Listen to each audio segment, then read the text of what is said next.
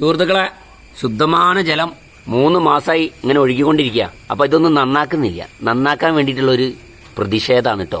ഒന്ന് കണ്ടാളി. ഉണ്ടോ? ശുദ്ധமான ജലം കാണുന്നുണ്ടല്ല. എല്ലാവർക്കും ഓണാശംസകൾ കേട്ടോ.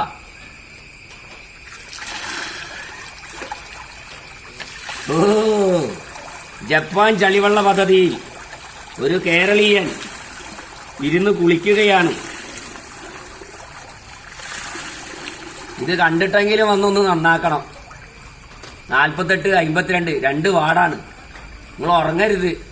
പല ജനങ്ങൾക്കും കുടിവെള്ളം കിട്ടാനില്ല.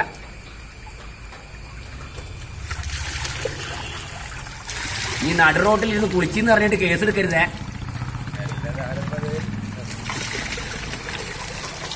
ഇവിടെ